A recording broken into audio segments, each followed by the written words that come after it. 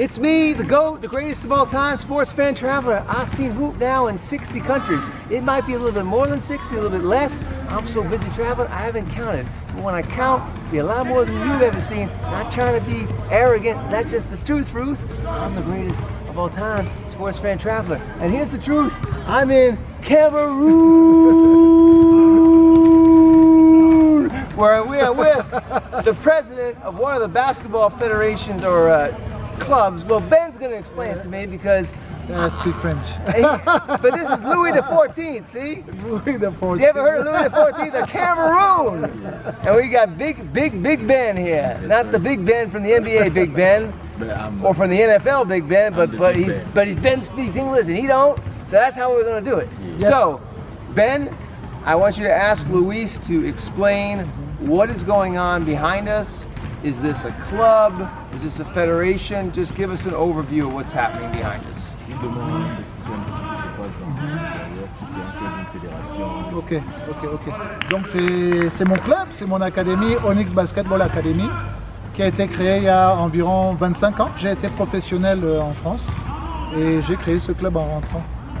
He said this is his club, Onyx Basketball Academy. He said he once played professional in France.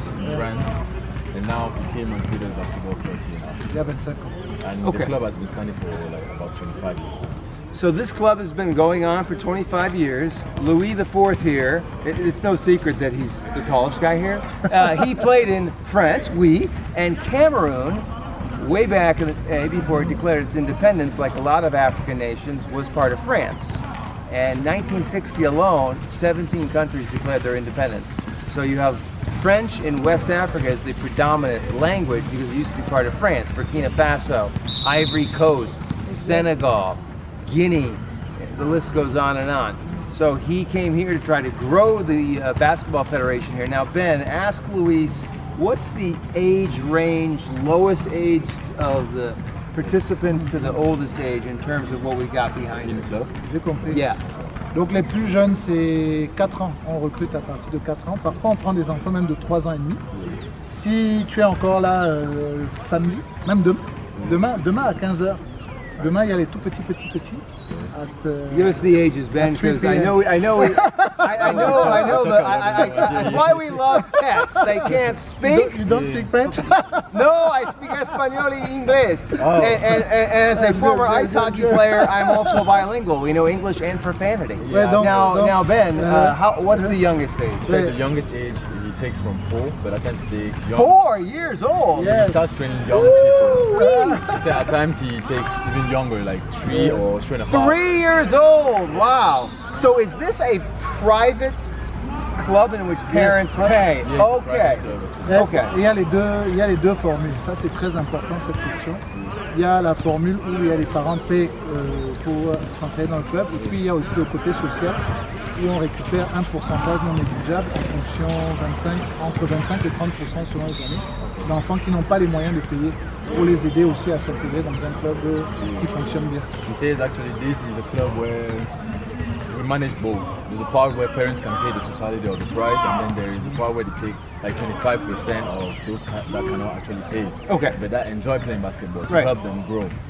What's the average range of the children? Are they mostly teenagers, would you say, or is it a mix, just from the youth to the like? What are we seeing tonight behind us? They seem to be like teenagers, right? These are the seniors actually. Yeah. Non, c'est les U18. No, ça c'est plus grand que d'habitude. Like these are the bigger ones. Yeah, so what is the age, like 15 to like 20 more or less? Yeah, actually, because this group, that's what we're saying, 15 to 20. This group that's training is the U18 team. Okay, the under 18. Yeah, the under 18. And then after us, usually the seniors. Okay. The ones that are for the work. Okay. And there are the U10, the U14, the U16. Okay. So in review, this is a private club that's been going on for 25 years. How long has Luis been part of the club? For 25 years or a shorter period of time? Oui, j'ai créé le club et depuis, au début je souhaitais pas être président, mais je me suis rendu compte que pour qu'il évolue avec ma vision, il faut que je sois président pour donner un peu le ton, quoi. Et la vision c'est très important parce que c'est pas seulement utiliser le basket comme une fin, c'est-à-dire pour former au basket, c'est aussi former des adultes responsables, c'est envoyer des valeurs, donner des valeurs que le basket peut donner, la responsabilité, la solidarité, etc. He said that he created the club. Oh, he created it. Okay. In the beginning, he didn't see fit for him to be president. Okay. But then he noticed that for the club to advance with under his vision, he has to be present to talk with us, teach us all the values of basketball. Right. To He show needs to be hands-on to make the impact he wants to make. He wants So to the show club's us been that- going on for 25 years. Yes. And have any of the participants in this club gone on to play in any professional leagues in Europe or around the world? Can you give me an idea just how many quantity-wise, like 5 players, 10 players? Je demande s'il y a des joueurs d'ici qui sont partis jouer en majeur ou bien professionnel. Oui, il y a beaucoup de joueurs. Bon, c'est vrai que moi, je ne suis pas très attaché. J'ai pas répertorié en détail, c'est une erreur de ma part. Mais par exemple, on a Lumba Mouté, qui a joué en NBA longtemps. Luke Bamute is one of our players in this club. Yep. Uh, Yep. Say that again to the viewers. Say Luke Bamute was one of the players that Okay. played in this club. Okay, here you go. So NBA experience, NBA right? experience. Right. So came out of this club here in Cameroon. So, as I was mentioning earlier in my videos, football, what Americans call soccer, is the sport in Cameroon. It's never going to change. It's like in America, American football is the #1 sport. It's part of our culture in America. But basketball is a game that you can learn. You can do it at night if you've got floodlights. You don't have to have the greatest facilities, but you got to have good training. And here you have a gentleman who played professionally in France. Did he play at the top level in France, in the top league? J'ai joué Yes. Okay. en Pro A et en Pro B. Yeah. Played in both like Pro A and Pro B. J'ai Right. joué So Louis the 14th here played the top leagues in France, basically. And since then, now he's paying it forward, and we've got a guy going to the NBA, as we just talked about, and others, I assume, getting college scholarships, perhaps, to play around the world as well as playing in Europe. Is that right? Lui demande s'il y a souvent des bourses pour jouer dans. Oui, alors Fantastic. on demande, on prépare des enfants qui sont prêts, qui sont prêts au niveau sportif et au niveau scolaire. Et ils font des demandes à l'ambassade des États-Unis, ils font des demandes pour l'Asie, les Philippines, la Chine, certains en France, certains, maintenant il y a beaucoup aussi, même l'Europe de l'Est, la Roumanie, la Serbie. Il y a beaucoup d'enfants qui partent chaque année. So I want to wrap this up by getting Luis's take on explaining to the American audience, if you look at a map of Africa and the powers of basketball. I'm going to sort of lead this discussion, and I'd like Luis to kind of give me his opinion. So having watched with my own eyes Basketball Africa League, having watched with my own eyes the Rwanda tournament for the women in August, Angola, having visited there, it seems like the base of talent in Africa is in West Africa, from Angola all the way up to Senegal and across into Egypt and Tunisia and Morocco. Does Luis share that? Is that a pretty accurate description of where the talent?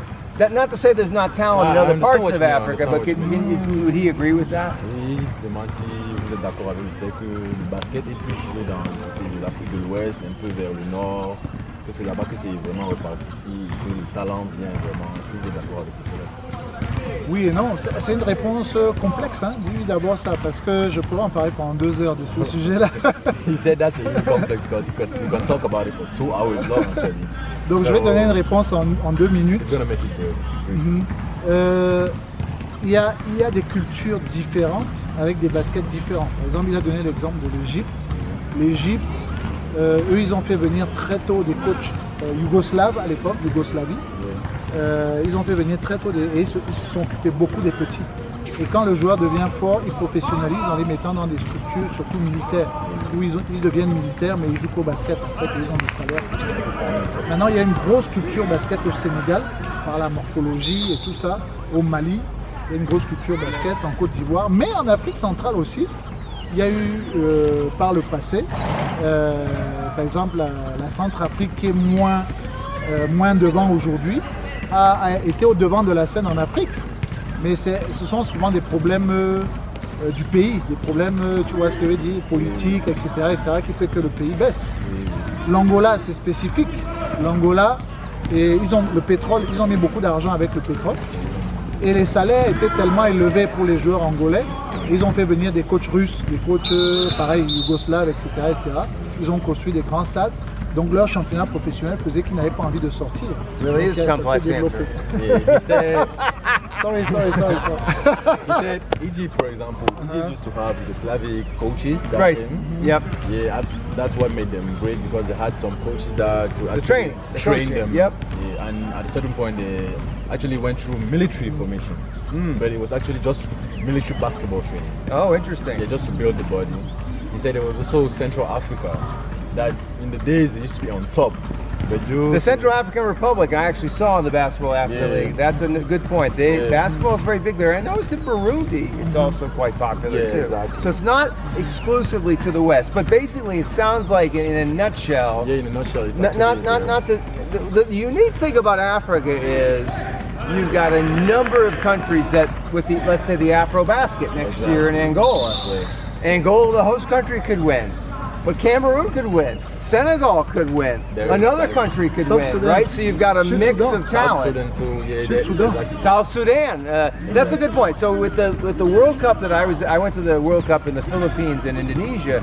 I keep forgetting about South Sudan. South Sudan was in there. Cabo Verde made its first appearance. Yeah. You had the Ivory Coast and you had Angola. And I think those were the 4 countries for the men. Yeah, for I the men, think yes. in 2023. But having seen with my own eyes, and obviously Luis being a former player and coach and a president, you've got a lot of countries in West Africa, North Africa, and even in the case of Burundi, East Africa and the Central African Republic in the central part of Africa.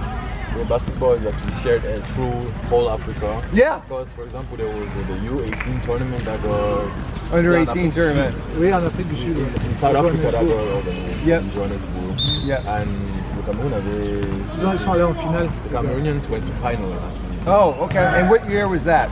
This year. Actually. This year. Yeah. And what month was that taking place? C'était en quel mois C'était au mois d'août. In August. And it was at the boys or the girls? Boys Les and deux. girls.